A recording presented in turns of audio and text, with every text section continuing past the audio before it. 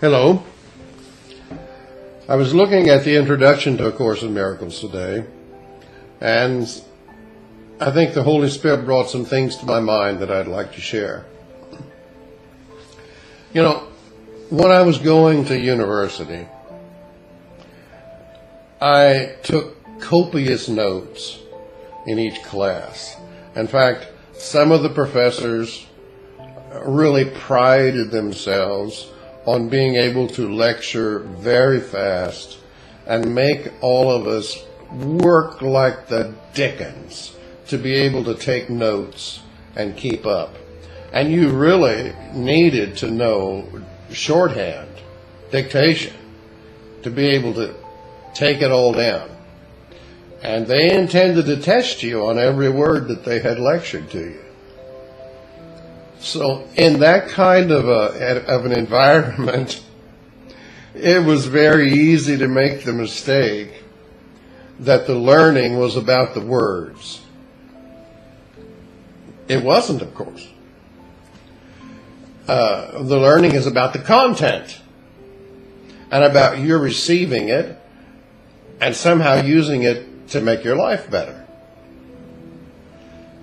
But in that context, as a learner, in that phase, with that kind of a teacher, it became very easy to think the learning was about the words. And you took copious notes. At the end of the semester, you had a big, full notebook that was that course. In scribbled writing, maybe, but that was that course. And you know, for years, I saved all of those notebooks. I could look, okay, here's New Testament Greek 101, here's et cetera, and they were all there. Here's church history, here's all the notebooks were there. And it sort of gave me a sense of ease and confidence that if I wanted to refresh myself on that course, all I had to do was go back to that notebook. And then something happened. In one of my moves, the notebooks got lost. And the first thing I thought was panic. Oh my God! I've lost my college education. Of course I hadn't. But you see how we mistake form and content? Now, people do that with the Course as well. The form of the Course is enchantingly beautiful. It is, perhaps, well, I would even have to say definitely, it is the most beautiful writing, spiritual writing, I have ever heard, ever read. None of the rest of the world's great sacred literature can compare to it. I know you might think, well, the Vedas are as beautiful and the Hindu scriptures, but these are small quibblings. To me, the form of the Course is the most beautiful thing I ever saw. But the form of the Course is not the Course. The content of the Course is the Course. And the content is love. To live a life based on love is the Course. Not the notebooks you take. Not the notebook that Helen took. You see, how easy it is. Those who worship the Bible have mistaken form for content. And they have these beautiful leather-bound Bibles, and they make rituals in some of their churches. I've been there. Hold their Bible close to their breast and say, "This is my Bible. I believe what it says. I am what it says." And they worship the Bible. The form. Unfortunately, that is one of the reasons that many of them are ignorant of the content. If you worship the form, you will lose the content. So the Course is not here in this form to be worshipped. It's not. The form is purely for convenience. And now you can get it for your CD. You can get a CD-ROM of the Course. You can get someone reading a Course. So the form has been expanding all along. But in every case, the form is not what's important. The content is what is important. Our dear brother, Dr. Ken Wapnick, posted a video not long back. Of course, he's left his body now, but no big deal. He's still with us. And he's still our brother, and we still love him. And we're still joined to him. He posted a video not long back about how we should not make A Course in Miracles our lives. Excuse me. And what he meant by that is, our life is to be lived as we see fit, as what seems to be our lot in life. If you're a professor, you stay a professor. If you're a train engineer, you stay a train engineer. If you're a kindergarten teacher, you stay a kindergarten teacher. The Course in your life is there to awaken love's presence and to enable you to be loving in that life that you have. The Course is not about making you, excuse me, become a monastic and do nothing but read the Course, the form of the Course, morning, noon, and night, and live in a cave with a hair shirt. And yet people sometimes do virtually that in urban life when they confuse the form with the content. The content of the Course, the meaning of the Course, is a life lived through love's presence. So we have this beautiful introduction which contains really the summary of the whole Course. Now remember that when this came to Helen and to Bill, they were teachers in a school of medicine. And so their lives were very wrapped up in courses they were teaching.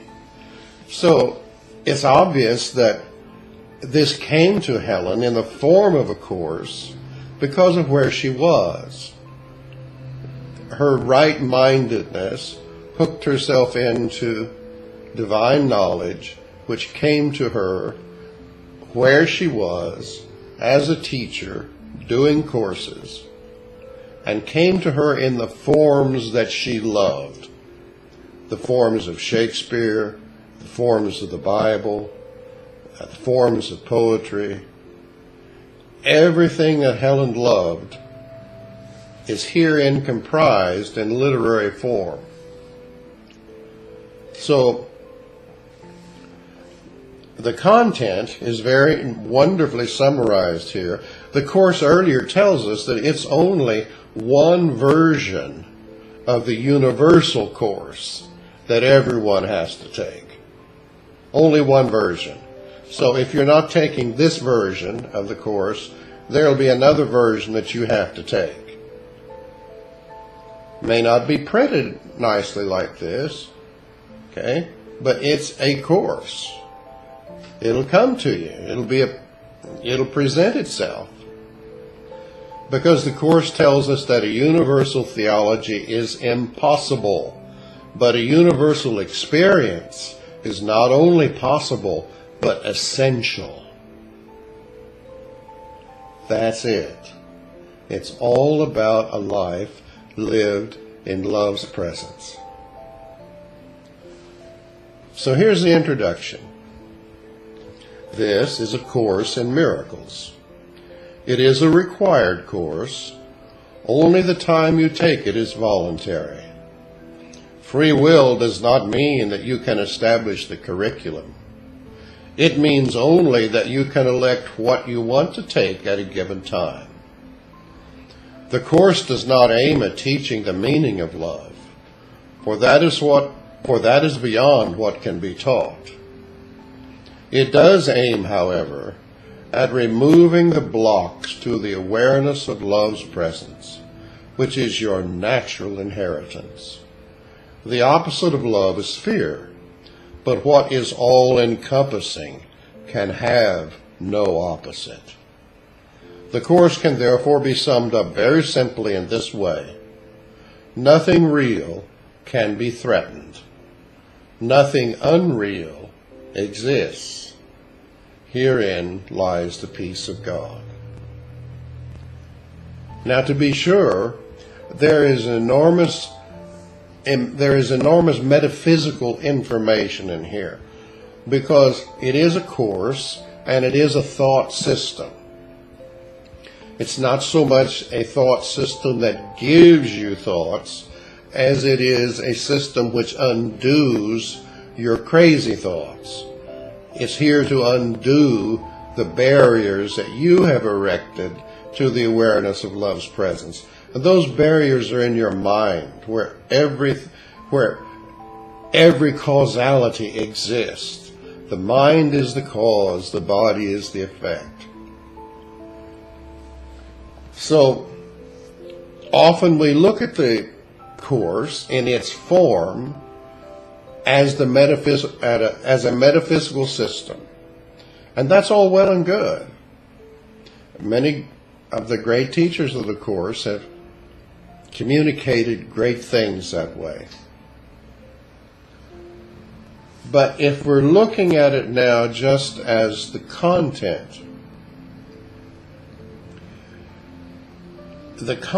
tells us that the intention of this book, the intention of the Course, the intention of the form, is to put your life into contact with love, so that you can wake up every morning and not rush to grab the form of the Course. Some people are addicted to the form. They wake up every morning and they have to rush right to the form, rush right to do the lesson, and if they forget to do the lesson, they have terrible guilt. This is silliness. Okay? Don't be addicted to the form.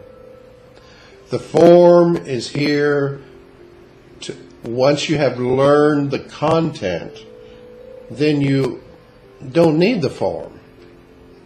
You can put it on the shelf or give it to somebody else, which is what I do. I don't know how many copies of this course I have given away. And I always lovingly give it away. I don't think, oh my God, I spent $35 or $40 to buy that thing. I can't afford to give that away.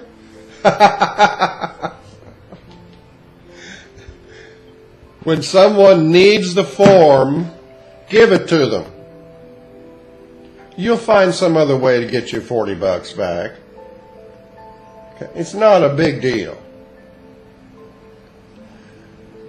But people need to learn a life based on love. That's the universal experience Jesus is saying that we all must have.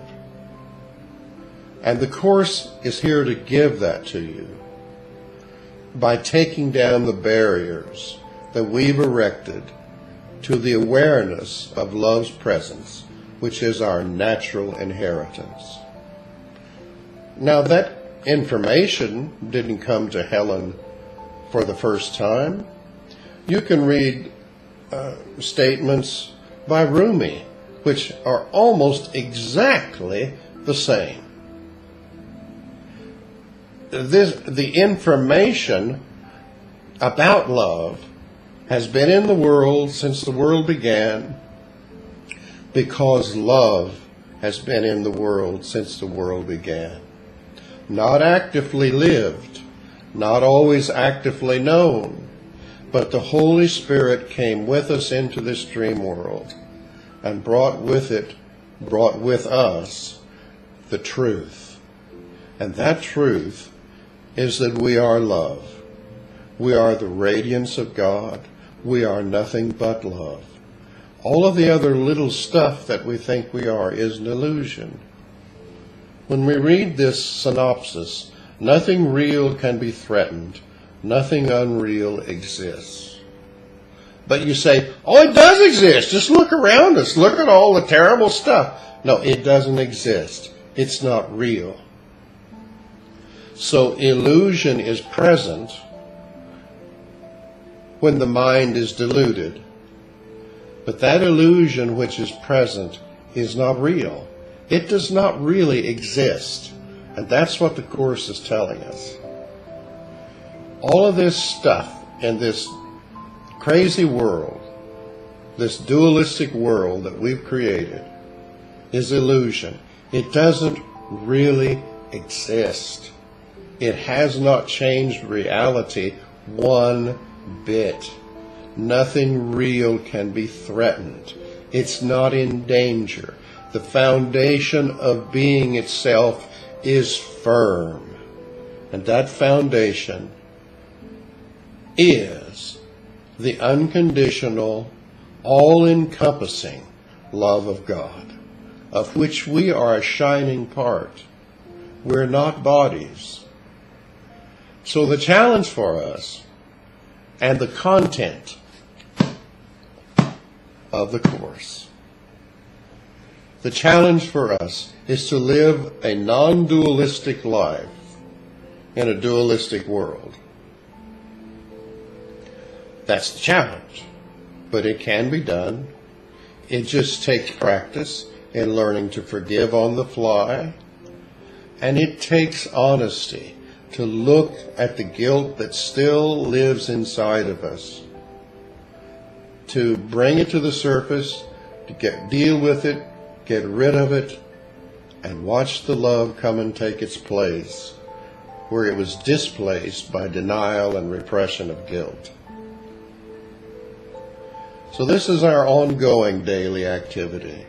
It's not to jump out of bed and grab the Course and go to our lesson. You go ahead and do that if you haven't done the lessons for at least a year. Okay? Go ahead and do that.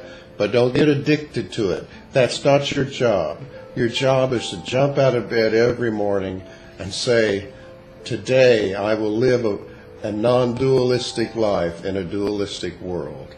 Today I will see only love. Today I will forgive my brother for all the crazy things I have against him. Isn't that better than worshiping a book? Unfortunately, A Course in Miracles, as a self-guided spiritual study program, has experienced all of the type of schisms that early Christianity did. Early Christianity was extraordinarily schismatic. Different groups broke off and believed those certain things. Other groups broke off and believed other things, and they squabbled with one another over it. There was hatred for it. And this became the path of Christianity. Schismatic separation. And it carried all through the centuries. John Calvin, the great reformer, even had a man burned at the stake because he disagreed with Calvin on the doctrine of the Trinity. You see how insane this schismatic spirit is. This schismatic spirit is still the same error of separation. It's the error of the ego. It's happening to the Course. But instead of panicking about it and think we have to protect the Course, we don't have to protect the Course. The Course is love. The content of the Course is love. And love is in this world. It will not leave. It's not in the world system, but it's in the Holy Spirit, which is in the world. And our beloved teacher, the Holy Spirit, will not leave us nor forsake us. He brings Jesus' very presence with him to our minds. And in our minds, we can choose once again not to follow the words of the ego, not to follow the advice of the ego, but to follow the advice of the Holy Spirit, to forgive, let go of grievances, see ourselves as innocent rather than guilty, and see love's presence in all things. That's the Course in Miracles, not the book. The book is just the form. I love the book, but I love the content a lot more. When the book is still has gone to ashes or dirt, when it's totally decayed, the content will still be there.